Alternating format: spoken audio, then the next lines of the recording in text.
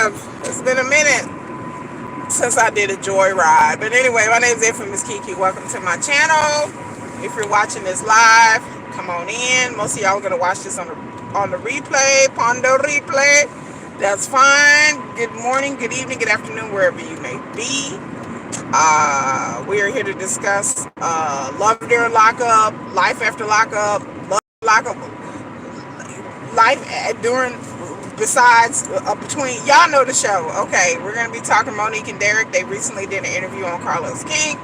I would say like, share, subscribe, video.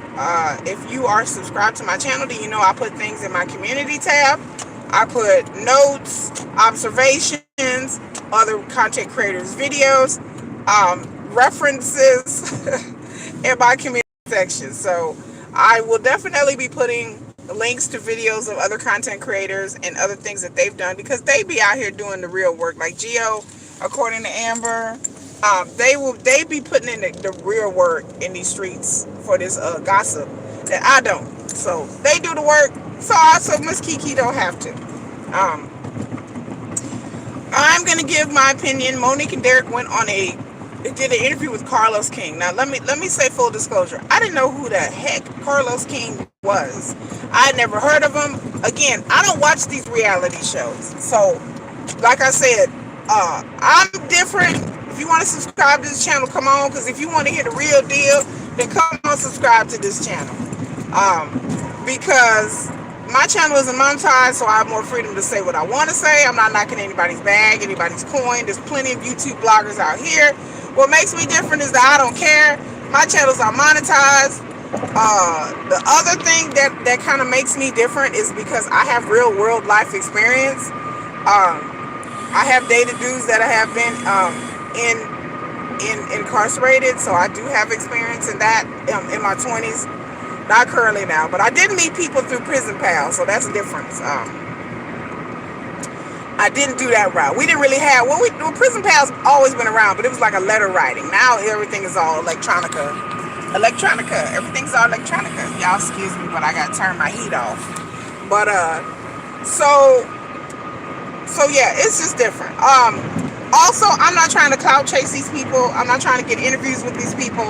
I don't really care what these people do with their lives. And then the biggest difference between me and the other YouTubers, I'm not into reality shows. I'm gonna start watching my 600-pound life, because I used to watch it a long time ago before my husband passed away, and then once he passed away, I just stopped watching. I stopped watching a lot of things.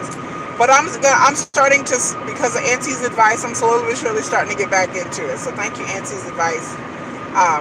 But I'm gonna start covering my 600-pound. But I do love during lockup, life after lockup. Love during lockup, love after lockup, and life after lockup. In 90 Day. Those are the only reality shows that I watch. Period. Not that I just cover on the channel, but I watch. Period.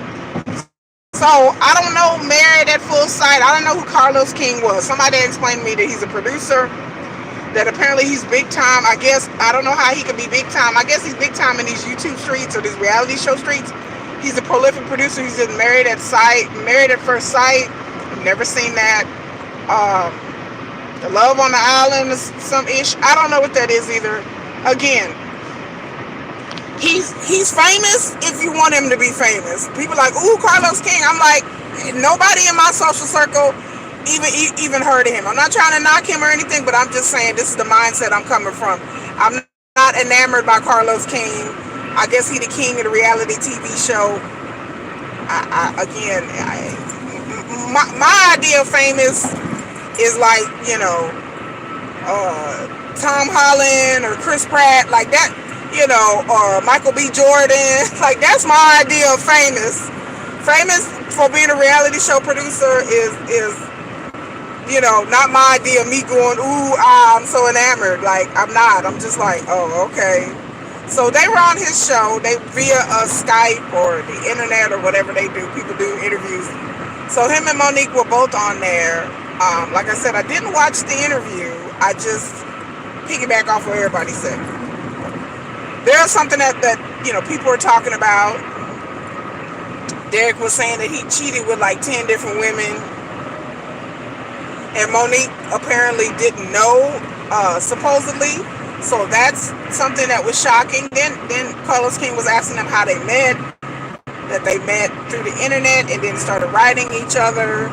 Yeah, we already knew that if you watched the show. Then he talked about, the controversy and Derek's sisters. So Monique kind of got on Elizabeth and clocked Elizabeth. If you don't know what clocking is, I suggest you look it up. Clocking or what y'all would consider outing someone who is gay, or pointing out that somebody is trans or gay, that's what we call clocking. Or if you somewhere and then you look across the room and you're like, I think that's a man, and then go and tell people, do you think that's a man? Then what they call in the trans and the gay community, they've been clocked. So somebody didn't figure out what time it was. Let's just say it in slang. So again, let me say something, full disclosure. I have worked with trans people of color groups, trans youth in my area, and volunteered. So I know a little bit about, transphobia, especially living here in the South, and also about the dangers of trans youth and trans people just in general, whether they be male or female, post-op, pre-op, whatever it is. And so I'm fully aware and understanding that, Elizabeth has done some videos, Derek's sister. She is trans. My phone is ringing. She is trans. And so things have been said about her. I guess maybe some people in Elizabeth's neighborhood didn't know she was trans, or didn't know she was transgender. I don't know how that works. I don't know what kind of life Elizabeth is leading. But apparently Elizabeth is feeding her family. I'm not passing no judgments, because as a trans person, it is hard for them to be gainfully employed. So some of them have to resort to other mean side hustles, their own businesses. Some trans people have to resort to different lines of work that are outside our normal realm of working. So again, I'm not even gonna go there, but how she make her money is how you make your money. Do you boo? So apparently her being on the show, Derek's sister Elizabeth, apparently her being on the show has caused some friction in her life and caused some problems with her being trans, because she leave the house, she's been on the show, she's been on the internet, it's gone like public, and so people recognize her now, and so she's like, it's hard for her to apparently get dates, it's hard for her to do what she do, woo woo, and so she was on her live saying that she was quite upset because she can't really do what she do now because of that. And that's a shame, because I've said it in the comment section on people's channel that being fat is one thing. Ain't nobody trying to hurt nobody or physically assault anybody for being a big girl. But being trans will get you murked in these streets. Like, being trans will get you hurt.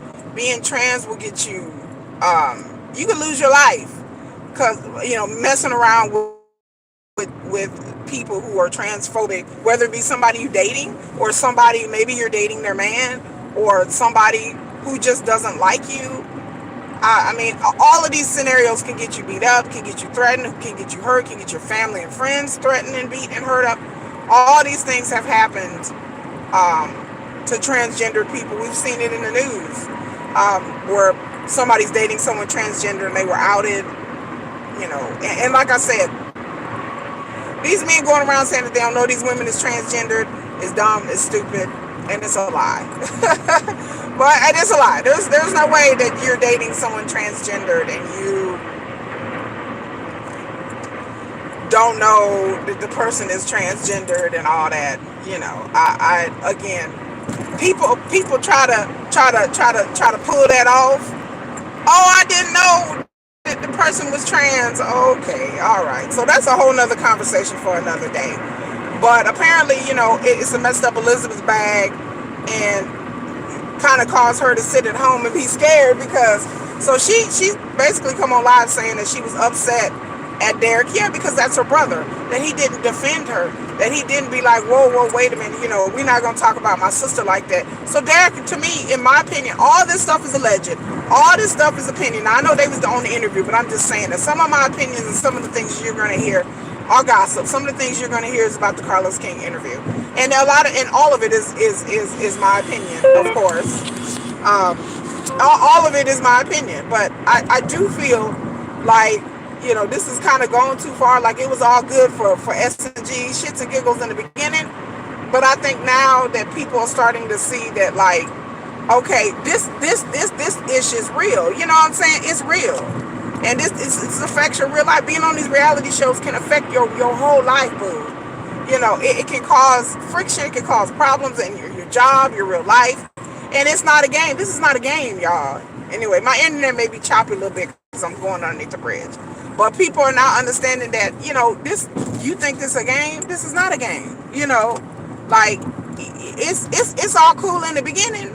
But then after a while, you're like, oh, well, dang, I really got to do this and I got to do that. And I got to be accountable to this person and that person. And, then you realize, okay, like, this really ain't fun no more, And so now certain people on the internet, whether it be Monique and Derek, Elizabeth, Eris and Cameron, are like on live or on TikTok videos pleading with people like, oh, well, y'all leave us alone and stop making fun of us and blah, blah, blah. And I'm just like going, okay, but y'all decided to be on the show. So go and be on the show.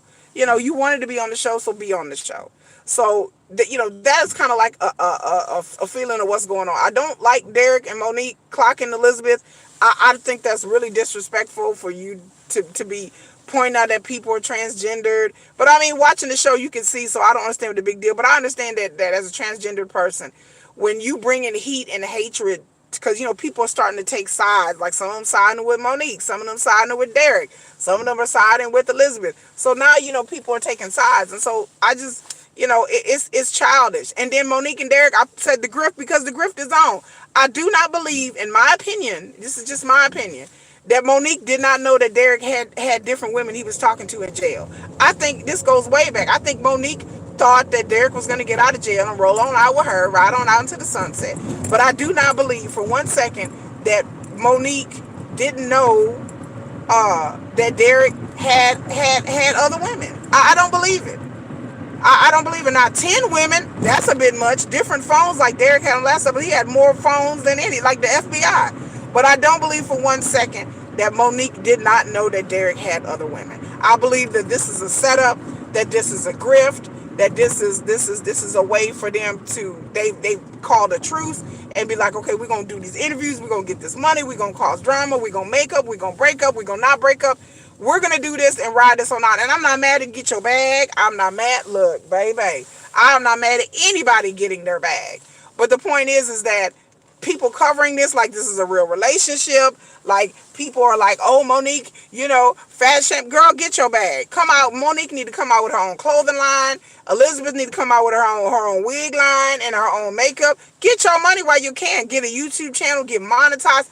Get your paper and get your money. Stop getting on Instagram fussing and fighting and arguing, and go on YouTube and fussing and fighting and get your channel monetized and argue over there. Get your money and get your bag up. Derek and Monique doing interviews, they charge them $3,000. You do right, boo.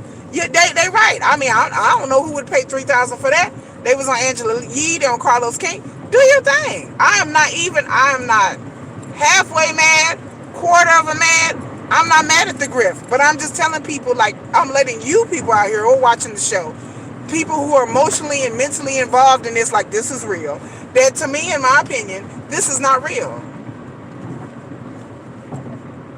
This is not real to me, y'all. This is a game. This is the game. This is a grift, if you want to call it. It's a game. People are being played like a fiddle, and we just continue to watch the show and go along with it. But when it comes to Monique and Derek, unless there's something really, really heavily that's going to hit, I'll repost, the gossip videos and stuff like that, but I won't be like covering them like, they like some people be covering them all the time, is bringing views and people to their channel.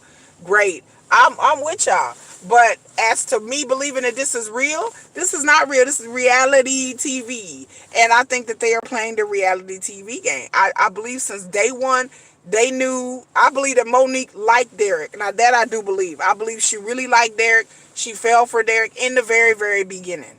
But after a while, after then she signed up for the show, and then she got on the show, and then I think after a while, the reality kind of set in that she knew that this dude was cheating on her, that he was probably talking to other women. I'm sure somebody somewhere told him that, or she got an idea, especially when he got out of jail. I think the reason why Monique wanted to get cameras and trackers on phone, it's not because Monique is some psycho or because she's obsessive and insecure. Yeah, I think that's part of it. But I think the other part is the reason why she did the most and did all this stuff before Derek even got out of jail. She was getting cameras. Before Derek got out of jail, she got him a cell phone talking about trackers. So before this man even got out of jail, she got all this. Why in the hell would a woman go out and get all this before the man even got out of jail if she didn't know what time it was, y'all? Come on now. Come on now. Why would a woman go do this? Now, I'm not saying that women don't do this. There are just some women that are just naturally jealous all day, 24 hours a day, 7 days a week. Yes. But for me, that was a telltale sign. I'm like, something's not right here.